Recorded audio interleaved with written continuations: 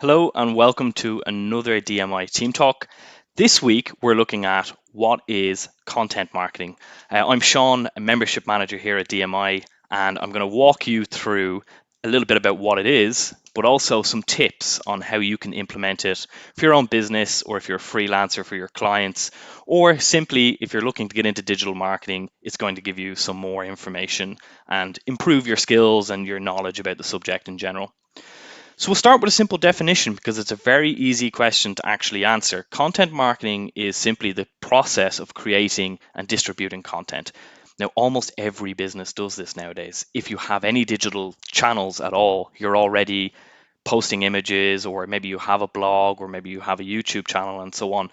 So the thing is that most people actually engage with content marketing, but probably what they're not doing in a lot of cases is having a robust content strategy. So we're going to dig into that a little bit and give specific tips about how to form one of those.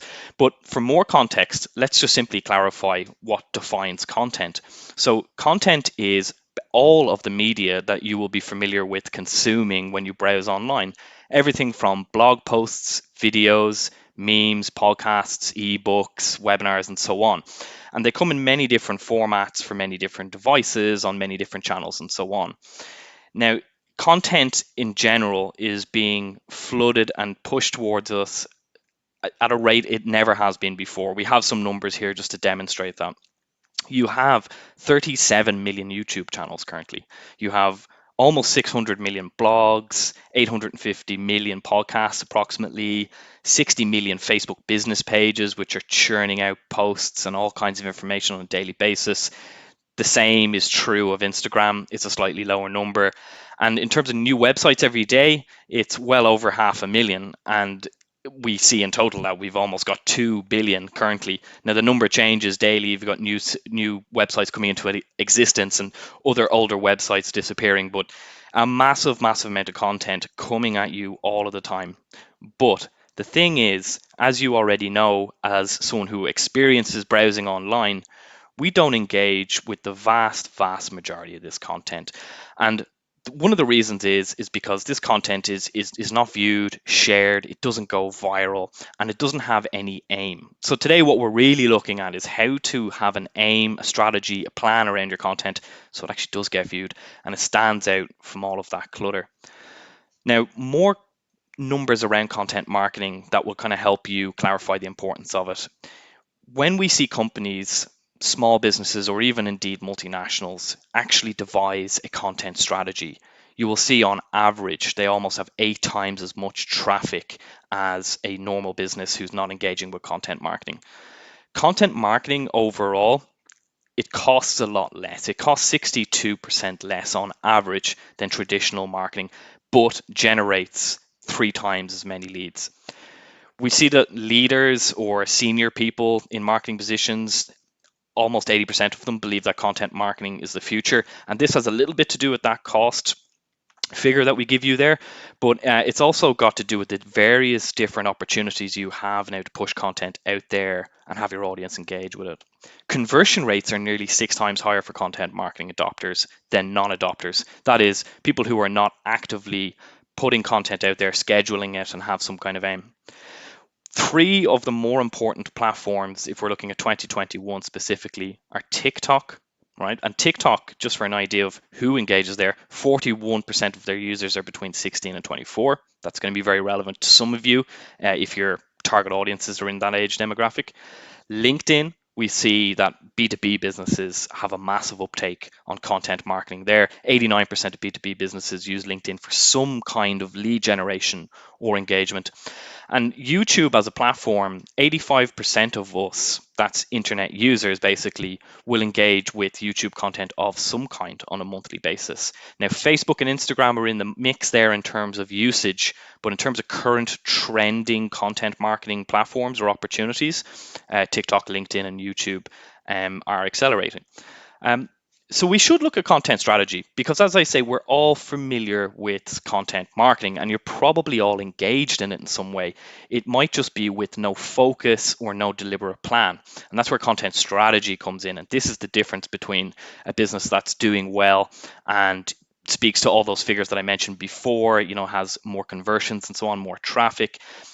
You have to be focused on content strategy. So content strategy basically means using different content, but as with purpose as a primary means to achieve a specific goal. So you set out a goal that your business has overall, and then you devise content and a content strategy to meet that goal. And that's really the difference. Content marketing helps businesses prepare and plan for reliable and cost-effective sources of website traffic and new leads, as it says here on the slide. But what you really need to do if you're starting to engage with content strategy, or you're someone that wants to understand where you can begin, you need to ask yourself the following questions, and I'll break them down a little bit for you. Start with who's your target audience for your content. Now, many businesses have multiple target audiences, so you will need to think about each of them and different types of content for them. Think of what types of content they like. Some audiences prefer video content over, let's say, a podcast, or let's say as opposed to text content like an ebook or a blog. Think of what problem you're solving for your audience. Every piece of content should have a purpose. It shouldn't just be a sales message or some overarching general information about your company. This is sort of useless, and it only feeds into the other clutter that we see online. Start to think of what your audience don't understand, or what particular issues they have around researching products or services from your business, and try to address that with your content. Bring the persona or the personality of your business into your communication. What makes your business unique? That's another question you need to ask yourself. Are you a small family run business? That might be something that you need to be putting into your content. Or, are you a large multinational that has a focus on, carbon footprint, for example? What content formats will you focus on? This is related to the very first question. Where does your audience go to view content? What platforms, what formats? Again, do they like video versus text, for example? This should start to help you understand where to spend your time and your resources when devising content. And what channels will you publish on? We had a look at TikTok, LinkedIn, and we could see comparisons there. There's different age demographics, and there's different reasons for businesses to be engaged there. Now have a think about that and how it works back to your company. Is there a particular platform that your target audience engages with? And is there, again, a particular format on that platform? And then you need to think, how will you manage all of this content going out? What is the size of your team? What people are responsible for creating it? Perhaps you even hire someone to do that. Perhaps you have an in-house team.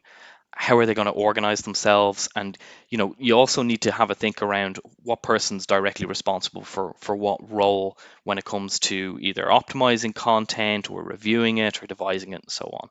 So they're all the first questions you need to ask yourself.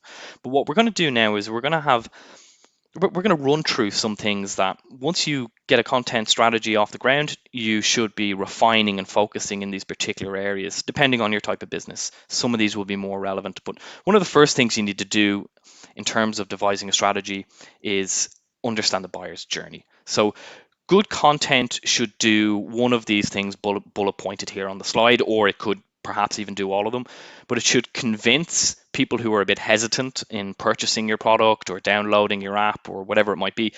It should convince them to convert, or it should encourage customer retention. That's people who have already bought from you. You want to be able to bring them back with content, or indeed make them a long-term brand loyal customer. So learn how to create content for every single stage of the buyer's journey is the key here. It may be for your particular business that actually, for whatever reason, you need to focus on brand awareness. Maybe you're a startup and you're not out there yet, you're not known, so that's the focus. That's fine, but you need to be able to distinguish between what types of content fit into what different stages of that funnel. And we have some kind of follow-up to give you a better understanding on that. But let's just take this as an example. Let's say you have a product or a business that sells something that's quite complicated to understand at first if you're a consumer. And actually, the real problem the consumer has is comparing and contrasting with your competitors. Now, think of the customer journey here. If I'm buying something that, let's say it's like a car, and I'm a first-time buyer, I may not understand if I want a diesel or a petrol car or an electric run car, and how much the cost difference is there to run each of those, what kind of specs I need, do I have a focus on safety? maybe I'm doing a lot of comparative and contrasting different types of cars and so on. So one thing you might do in a situation like this is devise video content that answers all of these questions in a kind of short packaged video. And that will reduce customer questions and increase conversions. And conversions in this case might be, a visit to the shop floor of your dealership. But you really need to have a think around the customer journey and their online behavior. In this particular example, if I was purchasing a car, maybe my normal behavior would be to visit like maybe 50 websites looking at all different models of cars. Whereas you have some content that's going to rank when people are at that beginning stage, that awareness stage, and it's going to answer a lot of those questions. You reduce the distance they travel in their journey at the beginning, and you hopefully actually just bring them down your own funnel to answer more questions and provide them more understanding. There is a concept or a model out there called the pillar cluster model, which I would advise everyone to learn a little bit more about. But also, if you're thinking of content marketing, you really should focus on it in some ways. Now, previously in the past, we would think of SEO as doing some good keyword research, getting those keywords into the blog or onto the website, and then hopefully ranking for those terms. But in the last few years and going forward, this is no longer going to be enough if you're looking to rank with your content, your ebooks or your blogs or any text content in search engine results. In general, when people are looking and searching, let's say, long-tailed keywords. So what you need to do is you need to take up a particular strategy where you look to have an umbrella term or a landing page that's high traffic and links off to answer all other questions. Now, let me use an example of what the pillar cluster model is. Let's say, for example, we own a hotel in London. One of the really high traffic types of pages might be something like the ultimate travel guide to London. But then what you need to be doing is building out additional pages or blogs which link to this and answer other follow-up questions. So your user or consumer never needs to go anywhere else or bounce off your website to get more information or to drill down. So the example here might be building a overarching landing page like the Ultimate Travel Guide to London, but then having other posts and other bits of content there that address best outdoor activities in London, travel budget tips for London, how to get around London. And there are ways that you can actually understand what kind of topics will link in here. But just before I show you an example of how you actually might very quickly do that, think of the customer journey here again. They may be at the very top of the funnel, which is understanding their trip to London. They haven't booked anything yet. You're a hotel, you want to actually register with them. A hotel is going to be part of their experience, perhaps at some stage. And by building out all these pages, you're just dragging in traffic here at the very top of the funnel.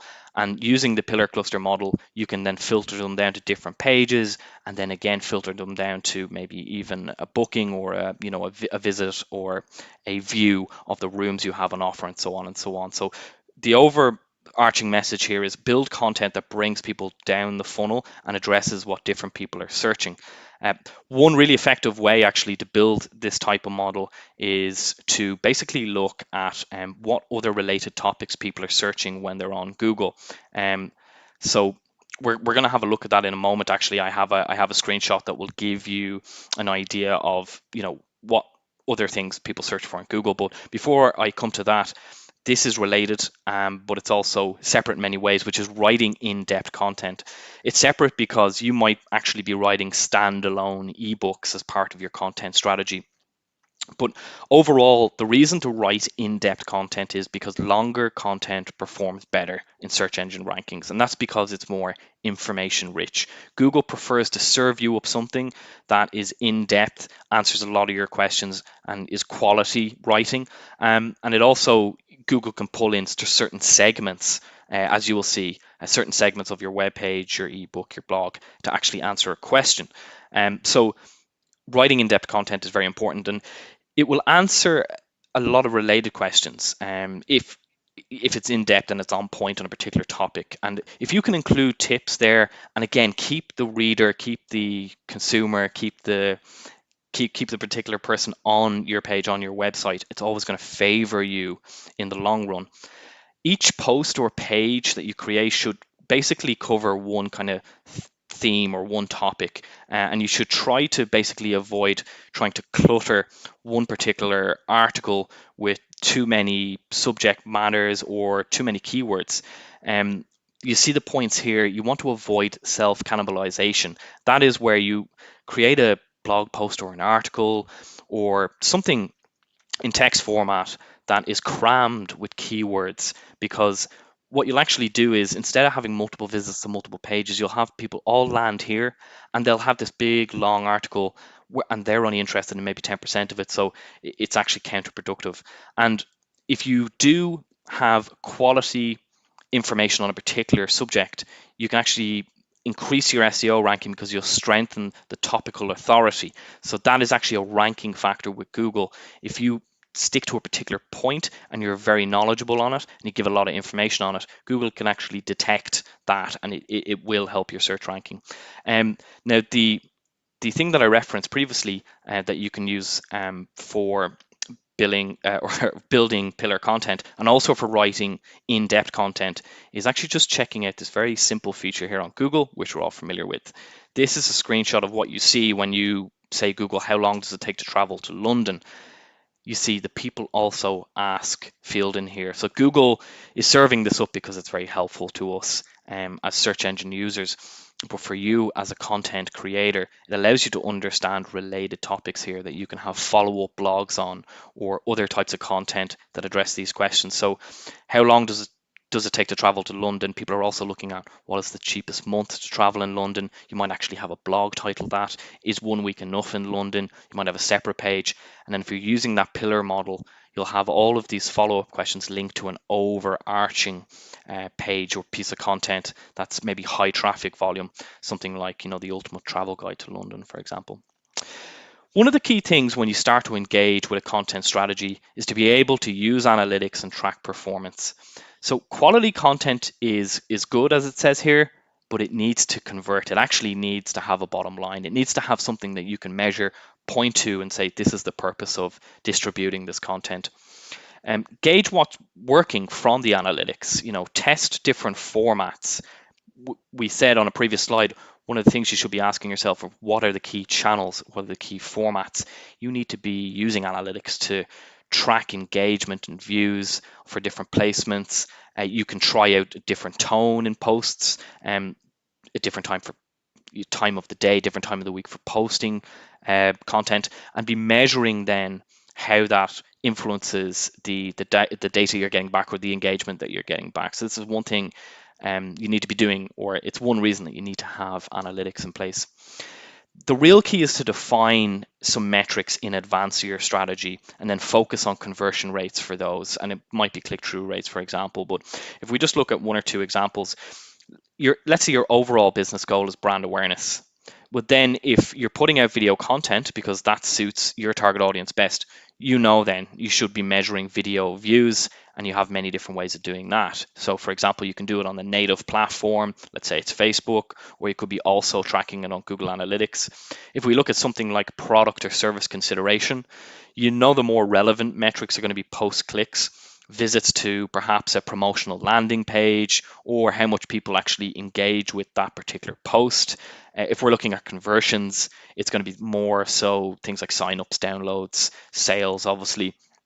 And there's a number of ways for you to track your content, remember. So if you're using Facebook, Instagram, TikTok, Twitter, LinkedIn, and so on, even Pinterest, all of these platforms have native reporting. They have an area, obviously, perhaps as many of you will know, an area where you can go to look at the views on each post, the engagement on each post, the amount of clicks on your video, the amount of video views, and so on. But maybe if you're selling online or you want a more sophisticated idea, you might use something like UTM codes. Now, we're not going on a deep dive today into UTM codes, but basically they allow you to customize a URL and let's say attach it to a post, a blog, an ebook, and so on, and actually measure how many clicks and visits are coming through that particular page, that particular link, into a different area, let's say like the add to cart area or your sales. So be able to attribute sales back to different bits of content, and then work that into your analytics and tracking performance. And then also on Google Analytics, you have a pretty good one-stop shop in the traffic acquisition section of Google Analytics. It will allow you to look at where people came from before they came to your website, and where they came from may be particular types of content. So you can start to actually look at a funnel and where people are traveling, what types of content they're traveling through before they get down to more meaningful actions for you as a business. One of the key things when you're putting content out there and you have your content strategy is to keep your content consistent and up to date. And this can be a lot of work. And it feeds back into that question of who is in your team and what are your resources and who's responsible for what, because keeping content consistent can be a lot of work. You may need to go back and check a lot of things, update it, make sure it hasn't expired, make sure certain types of content, haven't become irrelevant. They're still timely, they still should be live on your website and so on. A few quick tips here. You should exclude the year of the when the content was published or the year the content is relevant to. You should exclude it from the URL, because one thing you never want to do for any of your links for your content is have to change the URL, because if you do that, you'll then need to earn all those other backlinks all over again. In other words, if someone has shared the previous link, that's now expired. It leads nowhere. It's a dead link, or it's a redirect, and you don't want that. It's a bad experience for the consumer. So try to have kind of timeless URLs and just keep them nice and simple. You should also look to schedule your editorial calendar to revisit content. And what's meant by this is if you put out a piece of content next week, place a reminder somewhere to go back and view that, revise it, see whether it needs to be maintained in some way or whether it needs to be republished in another way or edited and so on. And this will make sure you never have any irrelevant content in your funnel. And some of the things you should be doing on a regular basis when you do revisit content is updating title tags. This is an SEO practice, but it's just making sure they're all still relevant.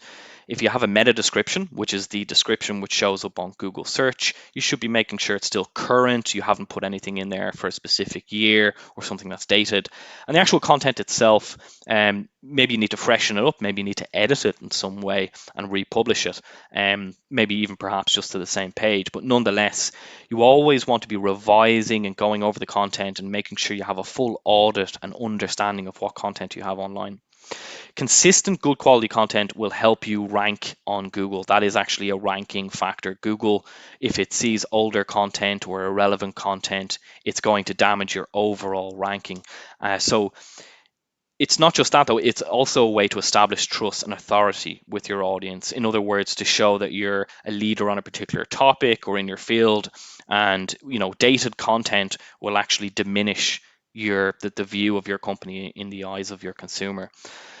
You should also be aiming to repurpose content. Now, this is not just to save resources and time and money, but it's also just to keep up with, what will probably be a very frequent kind of regular schedule that you're trying to run. It's quite hard to put content out there on a daily basis.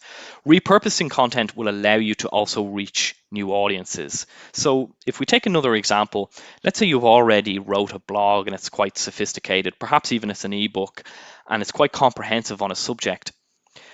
Some people don't like to read blogs and ebooks, so you might need to repurpose that content into, let's say, a podcast. You've done a lot of the heavy lifting, you've researched the content, you've devised it all, but now you can kind of present it in a different format and reach a new audience, people who prefer podcasts. Not just a new audience, but it might even allow you to reach new channels. So you'll ensure your audience basically has more chances to see you effectively, as it says here. You'll also diversify, as it also says, the types of content that you have. And overall, that's going to allow you to gain more views on different platforms and so on. When you're creating content, you should also be thinking of what is known as evergreen content. So can I create something timeless that's going to be relevant for many years that I can republish, perhaps even across my social media channels? That is going to save you time and effort. And if it's something that's relevant today and it's still going to be relevant next year, you don't have to worry as much about coming back and editing it many times and so on. You should also be thinking about remarketing your content, re-engage users who interacted with content. And there's a few different ways you can do this. You can take people who viewed your landing page and gave their email address, and take that type of content or information, put it in an email, send it back out to them. You're retargeting them with that message, with that information, with that content. There's also direct ways to do it on platforms like Facebook, Instagram, LinkedIn, and so on. When you run a campaign, whether it's a paid or organic campaign, either or, you can actually make a audience for targeting out of the people who viewed that video, and you can serve them up another ad. So be thinking of always how you can push them down the funnel and retarget them and repurpose your content in general. If you're looking for more information on this particular subject, we have a lot of different formats in our own library for further up learning, depending on what it is you're looking to do. We've many toolkits in there that will actually help you in a practical way get your content strategy off the ground. I've just listed a few here: content marketing interview preparation toolkit, or even actually very useful one, content planning template. We've many webinars which are either solely focused on the subject or bring in the subject in a different light. But one here I thought might be helpful is how to run a content audit analysis. An ebook that's very helpful, or should be very helpful, is a guide to social selling and content curation. So content curation is obviously bringing in different types of content and maybe even repurposing either as your own or just to put out on your channels. But there's a wealth of material in there in the library. So if any of you watching are members, you might want to go and engage with those and actually just simply search content marketing. You're going to find a lot of particularly helpful things. But if you're not a member and you're watching, you can actually avail of a free trial, so don't worry. So this link that you see here, digitalmarketinginstitute.com/students, that's going to allow you 7 days, have a browse around and look for further learning. In any case, I hope overall this points you in the right direction, and it helps you realize, if you don't already, that really the important thing for you to do is to have a strategy when it comes to content. We're all engaged with it in some way, but you should actually have a focus and a purpose and be thinking of business goals and linking that back to particular types of content. So thanks very much for joining us today. I hope you find the free trial useful. I hope you find these useful in general, and we'll see you soon for another DMI Team Talk. Take care.